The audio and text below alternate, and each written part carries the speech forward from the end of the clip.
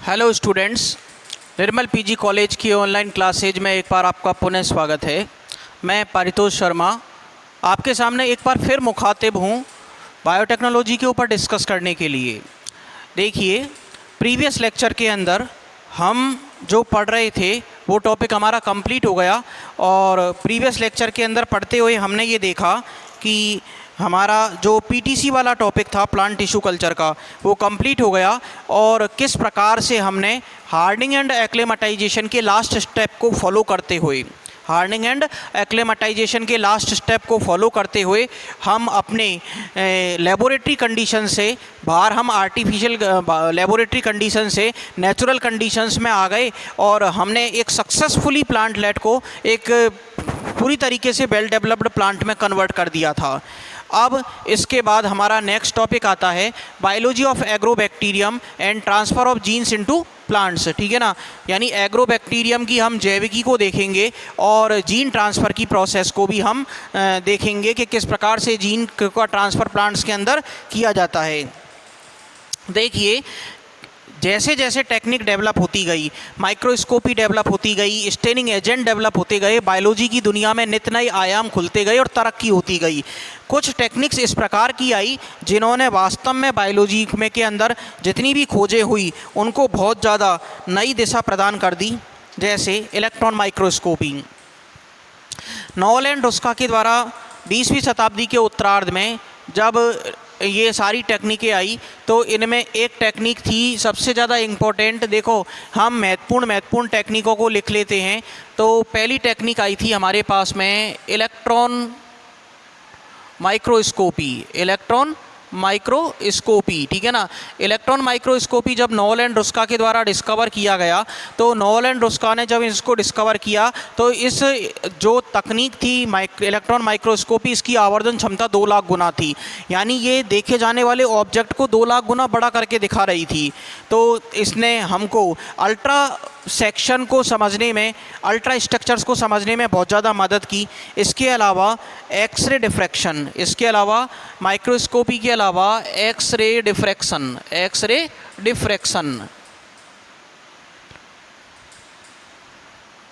Diffraction इस तकनीक ने, एक्सरे विवर्तन तकनीक ने बहुत ज़्यादा मदद की। तथा एक्सरे क्रिस्टलोग्राफी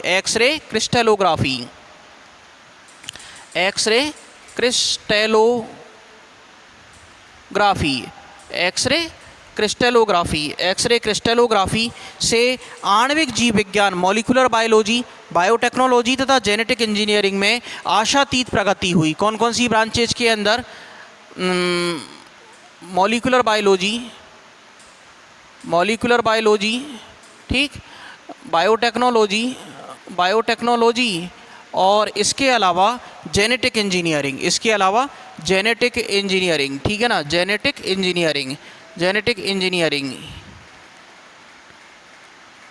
इंजीनियरिंग में हमको आशातीत प्रगति देखने को मिली। देखो, सेल बायोलॉजी में जब हम तरक्की कर चुके थे तो उसके बाद मॉलिक्यूलर बायोलॉजी आई, बायोटेक्नोलॉजी और जेनेटिक इंजीनियरिंग इसके बाद की ब्रांच है। अब इसके बाद हम आगे देखते हैं प्रोटियोमिक्स और जीनोमिक्स, यानी बायो इन्फॉर्मेटिक्स नई ब्रांच डेवलप हो गई।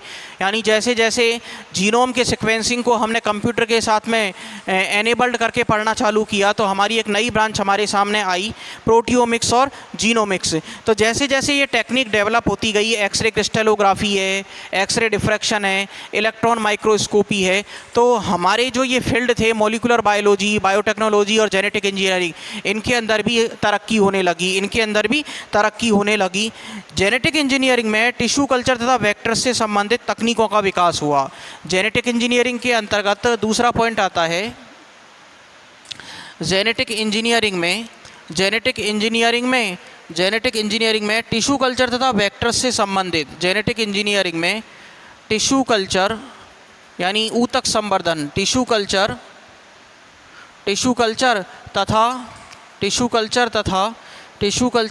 तथा वेक्टर से संबंधित तकनीकों में विकास हुआ। यानी वाहक कौन कौन से काम में लेने थे, ये बहुत ज़्यादा इम्पोर्टेंट है।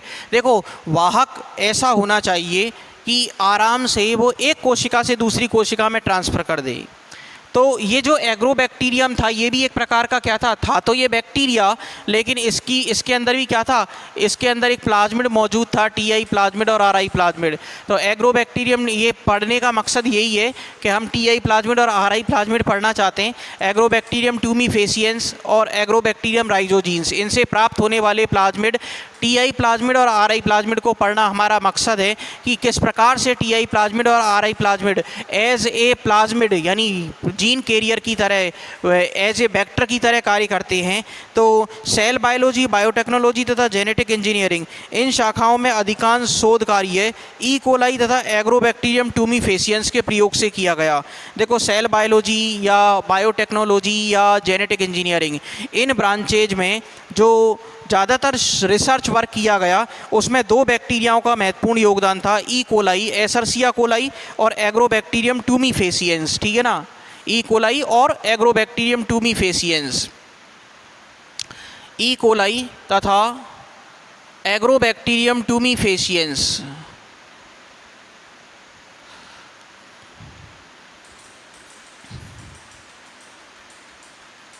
फेसियंस, एग्रोबैक्टीरियम ट्यूमीफेसियंस, इन दोनों बैक्टीरिया का बहुत ज़्यादा योगदान रहा, इन दोनों बैक्टीरियाओं का बहुत ज़्यादा योगदान रहा मॉलिक्यूलर बायोलॉजी, बायोटेक्नोलॉजी और जेनेटिक इंजीनियरिंग तथा सेल बायोलॉजी के रिसर्च वर्क में। ठीक, तो आगे हम देखते हैं कि इस प्रकार इन दोनों बैक्टीरियाओं को यूज़ करते हुए हमने काफ़ी ज़्यादा रिसर्च वर्क किया हमारा। तो एग्रोबैक्टीरिया की स्ट्रक्चर के बारे में देखते हैं कि एग्रोबैक्टीरियम कैसा होता है, प्रॉपर एग्रोबैक्टीरियम पर डिस्कस करते हैं। तो एग्रोबैक्टीरियम जो ये होता है, एग्रोबैक्टीरियम के बारे में डिस्कस करते हैं। तो हेडिंग डाल लेते हैं एग्रोबैक्टीरियम। एग्रोबैक्टीरियम, देखो एग्रोबैक्टीरियम जो ये होता है ये वायरस तथा ऑब्लिगेट फंजाई, अविकल्पी कवक की तुलना में ये कोई भी जीवाणु अविकल्पी परजीवी नहीं है। पहली बात तो इस चीज़ को समझिए कि या तो वायरस, ठीक है ना, देखो वायरस जो है ना, वायरस अपन कहते हैं वायरस लिक्विड वायरस का मतलब लिक्विड पॉइजन होता है। स्टेनली ने इसको सर्वप्रथम क्रिस्टल्स के रूप में प्राप्त किया, बेंजेरिक ने किया, ठीक है ना। इसके अलावा ए सेलुलर माना जाता है। इसकी स्ट्रक्चर हम देखते हैं, कैप्सिड होता है, कैप्सोमियर होता है, न्यूक्लियोप्रोटीन पाए जाते हैं।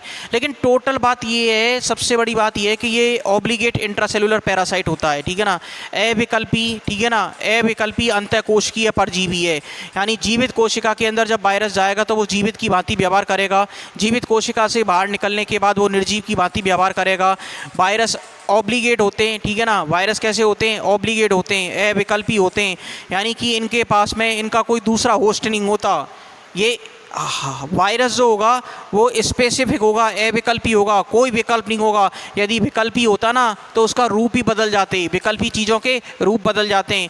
जब विकल्पी टर्म हम लगाते हैं, जब हम विकल्पी टर्म लगाते हैं तो विकल्पी टर्म के साथ में जो ओरिजिनल चीज़ होती है वो कभी नहीं रहती है, बल्कि विकल्पी टर्म लगाने के साथ में तो वो दूसरी चीज़ बदल जाती है। आप कभी भी देख लेना, आप कभी भी देखना, जब आप विकल्पी टर्म काम में लोगे तो विकल्पी टर्म के साथ में वो सहजीवी है तो वो परजीवी हो जाएगा। यदि आप परजीवी पढ़ रहे हो तो वो सहजीवी हो जाएगा। विकल्पी टर्म के साथ में उसके बाद आने वाली टर्म बदल जाती है, ठीक है ना। वायरस कैसा होता है, अविकल्पी होता है, ऑब्लिगेट इंट्रासेलुलर पैरासाइट है, अविकल्पी अंतःकोशिकीय परजीवी होता है। हर होस्ट के लिए स्पेसिफिक देखने को मिलेगा। ऑब्लिगेट फंजाई भी इसी प्रकार से रोल निभाती है। इन दोनों के अलावा कोई भी बैक्टीरिया अविकल्पी परजीवी नहीं होता है, ठीक है ना। बैक्टीरिया कभी भी अविकल्पी परजीवी नहीं होते। रोगकारी जीवाणुओं को में एग्रोबैक्टीरियम सबसे ज़्यादा फेमस है, ठीक है ना। पैथोजेनिक बैक्टीरियाओं की यदि हम बात करें तो पैथोजेनिक बैक्टीरियाओं में एग्रोबैक्टीरियम अपने आप में बहुत फेमस बैक्टीरिया है। पैथोजेनिक बैक्टीरियाओं में एग्रोबैक्टीरियम अपने आप में बहुत फेमस बैक्टीरिया है। और इसके अलावा यदि हम बात करें कि सभी रोगकारी जीवाणुओं को प्रयोगशाला में कल्चर भी करवाया जा सकता है, ठीक है ना। तो पहली बात तो एग्रोबैक्टीरियम कैसा निकल करके आया हमारे सामने कि ये पैथोजेनिक होता है। कैसा होता है, पैथोजेनिक होता है, बहुत ज़्यादा फेमस है। और पैथोजेनिक होने के अलावा जितने भी पैथोजेनिक बैक्टीरिया हैं, बैक्टीरिया को कल्चर करवाया जा सकता है, वायरस को कल्चर नहीं करवा सकते। वायरस को लेबोरेटरी में आर्टिफिशियल कंडीशंस में, इनविट्रो कंडीशंस में आप कल्चर मीडियम पर कल्चर नहीं करवाया जा सकता। बैक्टीरिया का कल्चर करवाया जा सकता है। बैक्टीरिया का क्या करवा सकते हैं हम, कल्चर करवाया जा सकता है। इसका कल्चर संभव है, ठीक है ना, इसका कल्चर संभव है, ठीक है ना। अब हम बात करते हैं कि एग्रोबैक्टीरियम जो होता है ये मृदा में पाए जाने वाला बैसिलस टाइप का एरोबिक ग्राम नेगेटिव बैक्टीरिया होता है। कैसा होता है एग्रोबैक्टीरियम।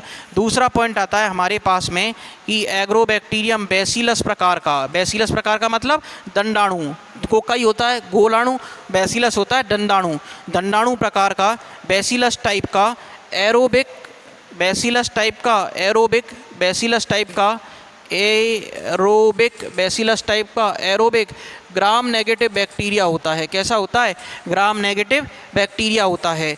अब हम बात करते हैं एग्रोबैक्टीरियम के द्वारा उत्पन्न पादप रोग, ठीक है ना, यानी कौन कौन सी प्लांट डिजीज एग्रोबैक्टीरियम उत्पन्न करता है।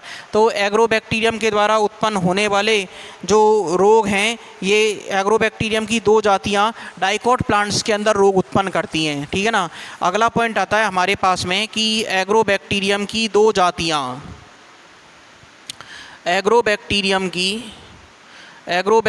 की दो जातियाँ, एग्रोबैक्टीरियम की दो जातियाँ डाइकोट प्लांट्स के अंदर रोग उत्पन्न करती हैं। एग्रोबैक्टीरियम की दो जातियाँ डाइकोट्स प्लांट में रोग उत्पन्न करती हैं। डाइकोट प्लांट्स में,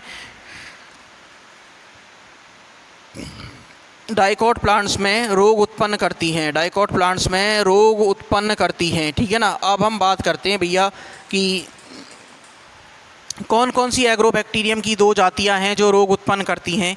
पहला आता है इसमें हमारा, देखो इसको हम एक बार में रब कर देते हैं, इसको एक बार हम मिटा देते हैं, ठीक। तो इसमें हम एक बार मिटाने के बाद देखेंगे कि एग्रोबैक्टीरियम की कौन कौन सी जातियां हैं जो रोग उत्पन्न करती हैं।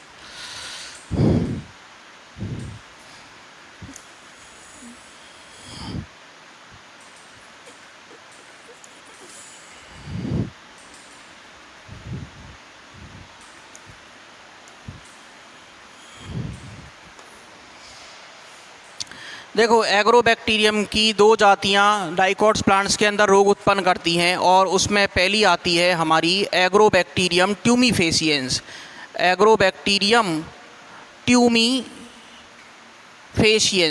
फेसिएंस, ठीक है ना, फेसिएंस, एग्रोबैक्टीरियम ट्यूमीफेसिएंस, ओके।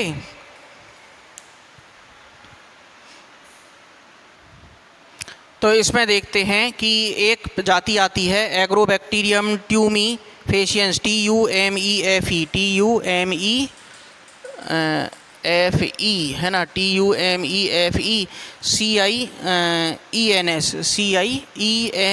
ठीक है ना, एग्रोबैक्टीरियम ट्यूमीफेसिएंस, ठीक है ना, ट्यूमीफेसिएंस, ठीक है ना, FECIENS, ट्यूमीफेसिएंस। यह मोस्टली डाइकोट प्लांट्स के अंदर क्राउन गॉल डिजीज उत्पन्न करता है, ठीक है ना। एग्रोबैक्टीरियम ट्यूमीफेसिएंस मोस्टली डाइकोट प्लांट्स के अंदर, डाइकोट्स के अंदर क्राउन गॉल डिजीज उत्पन्न करता है। कौन सी? Crown gall disease, crown gall disease रोग उत्पन्न करता है। इसको किरीट पिटिका रोग भी कहते हैं, हिंदी में क्या कहते हैं इसको? किरीट पिटिका रोग, ठीक है ना, किरीट पिटिका रोग उत्पन्न करता है, ठीक है ना। एग्रोबैक्टीरियम ट्यूमीफेसिएंस तो कौन सी बीमारी उत्पन्न करेगा? मोस्टली डाइकोट प्लांट्स में क्राउन गॉल डिजीज किरीट पिटिका रोग उत्पन्न करेगा। दूसरा आता है हमारे पास में एग्रोबैक्टीरियम की दूसरी जाति आती है agrobacterium rhizogenes, agrobacterium rhizogenes, agrobacterium rhizogenes, GENES, agrobacterium rhizogenes. ये क्या करेगा? यह डाइकोट प्लांट में रोमिल मूल रोग उत्पन्न करता है। यह डाइकोट्स के अंदर क्या करता है? डाइकोट्स के अंदर, डाइकोट प्लांट्स के अंदर रोमिल मूल रोग उत्पन्न करता है। रोमिल मूल रोग हेयरी रूट डिजीज उत्पन्न करता है, हेयरी रूट डिजीज़, ठीक है ना, डिजीज़ उत्पन्न करता है, ठीक है ना, हेयरी रूट डिजीज उत्पन्न करता है। यानी जो जड़ें होती हैं उनको बाल के समान बना देता है, अपस्थानिक जड़ों में कन्वर्ट कर देता है, ठीक है ना। क्राउन गॉल डिजीज कई परपोषियों पर हो सकता है। क्राउन गॉल डिजीज जो ये है पहला वाला क्राउन गॉल डिजीज, किरीट पिटिका रोग, एग्रोबैक्टीरियम ट्यूमीफेसिएंस, यह कई परपोषियों पर हो सकता है। यदि हम भारत में ही इसकी बात करें क्राउन गॉल डिजीज की, तो इंडिया के अंदर एग्रोबैक्टीरियम ट्यूमीफेसिएंस का अटैक एक साथ कई जातियों पर होता है। जैसे भारत में यह सेब, आड़ू, खुबानी, ठीक है ना, सेब तो आप जानते ही हो, एप्पल, आड़ू, आड़ू जो होता है ये भी एक फल होता है जिसको अपन इंग्लिश में कहते हैं पीच, PEACH, PEACH, पीच। एक खुबानी, खूबानी जिसको हम क्या कहते हैं, एप्रीकोट, एप्रीकोट एक बड़ी चपटी किस्मिस दाग टाइप की आती है, ठीक है ना, खुबानी। बादाम, अंगूर, गुलाब, बादाम, अंगूर, गुलाब, बादाम, अंगूर, गुलाब, बादाम, अंगूर, गुलाब, ठीक है ना। इसके अलावा नाशपाती, चेरी तथा बेर, नाशपाती, चेरी व बेर, नाशपाती, चेरी व बेर, नाशपाती, चेरी व बेर, चेरी व बेर पर यह, चेरी तथा बेर पर यह काष्ठीय पादपों पर बहुतायत से होता है, बहुतायत से होता है। एग्रोबैक्टीरियम ट्यूमीफेशियंस में अर्बुदकारी ट्यूमर इंड्यूसिंग प्लाज्मिड पाया जाता है, ठीक है ना। एग्रोबैक्टीरियम ट्यूमीफेशियंस की यदि हम बात करें तो एग्रोबैक्टीरियम ट्यूमीफेशियंस में, ट्यूमीफेशियंस में, एग्रोबैक्टीरियम ट्यूमीफेशियंस में tumour inducing plasmid, tumour, TUMOUR, tumour inducing plasmid, inducing plasmid, और इसी को हम ट्यूमर इंड्यूसिंग को ही शॉर्ट में क्या कहते हैं, TI प्लाज्मिड, ठीक है ना, TI प्लाज्मिड पाया जाता है, TI प्लाज्मिड पाया जाता है, ठीक है ना। यानी अर्बुद कारक, अर्बुद का मतलब होता है गांठ, यानी गांठ बनाने वाला, अर्बुद प्रेरक, अर्बुद प्रेरक, अर्बुद प्रेरक, इंड्यूसिंग का मतलब अर्बुद प्रेरक, अर्बुद का मतलब होता है गांठ, गांठ बनाने वाला TI प्लाज्मिड पाया जाता है। यानी कि जिस भी पादप में ये अटैक करेगा वहाँ पर ये क्या बना देगा, ट्यूमर इंड्यूस कर देगा, उस पादप में गांठ बना देगा, ठीक है ना, उस पादप के अंदर ये क्या करेगा, गांठ बना देगा। एग्रोबैक्टीरियम ट्यूमीफेशियंस, ठीक है ना, एग्रोबैक्टीरियम ट्यूमीफेशियंस के अंदर ट्यूमर इंड्यूसिंग अर्बुद प्रेरक TI प्लाज्मिड पाया जाता है, ठीक। इस प्लाज्मिड तथा बैक्टीरिया के मुख्य जीनोम के कुछ जीनों की सक्रियता से परपोषी में क्राउन गॉल उत्पन्न होता है, ठीक है ना, इस प्लाज्मिड के द्वारा, और बैक्टीरिया के मुख्य जीनोम के कुछ जीनों की सक्रियता से परपोषी में क्राउन गॉल उत्पन्न होता है। इसकी वजह से क्या होगा, परपोषी में क्राउन गॉल उत्पन्न होता है, परपोषी में क्राउन गॉल, ठीक है ना, क्राउन गॉल उत्पन्न होता है, परपोषी में क्राउन गॉल उत्पन्न होता है, ठीक, परपोषी के अंदर क्राउन गॉल उत्पन्न होता है, ठीक। अगला पॉइंट आता है हमारा एग्रोबैक्टीरियम राइजोजीन्स में पाए जाने वाला प्लाज्मिड। अगला पॉइंट आता है हमारा एग्रोबैक्टीरियम राइजोजीन्स में पाए जाने वाला,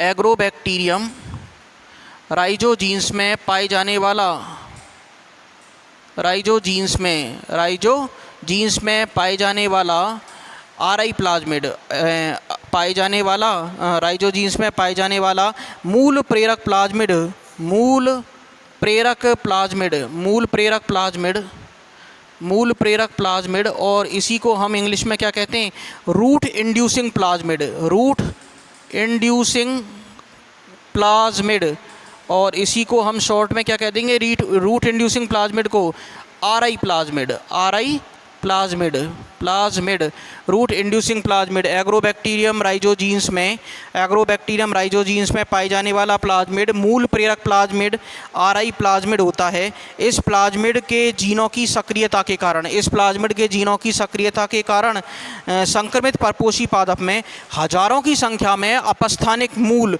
बन जाती हैं, ठीक है ना। संक्रमित जो पादप होगा उस पादप के अंदर, संक्रमित पादप में क्या होगा, जो इन्फेक्टेड प्लांट होगा एग्रोबैक्टीरियम राइजोजीन्स के द्वारा, संक्रमित पादप के अंदर, संक्रमित पादप के अंदर, संक्रमित पादप में हजारों की संख्या में अपस्थानिक मूल बन जाती है, अपस्थानिक मूल का निर्माण हो जाता है, अपस्थानिक मूल का निर्माण हो जाता है, जैसे हम क्या कहते हैं, hairy root disease, hairy root disease, ठीक है ना, हेयरी रूट डिजीज कहते हैं, ठीक है ना, रोमिल मूल कहते हैं, इस लक्षण को हम क्या कहते हैं, रोमिल मूल कहते हैं। तो इस प्रकार हमने ये देखा कि एग्रोबैक्टीरियम ट्यूमीफेशियंस के द्वारा, एग्रोबैक्टीरियम ट्यूमीफेशियंस के द्वारा परपोषी पादप के अंदर क्राउन गॉल उत्पन्न होगा, परपोषी पादप में क्या उत्पन्न हो जाएगा, क्राउन गॉल उत्पन्न हो जाएगा। और इसी प्रकार हमने ये देखा कि एग्रोबैक्टीरियम राइजोजीन्स के द्वारा,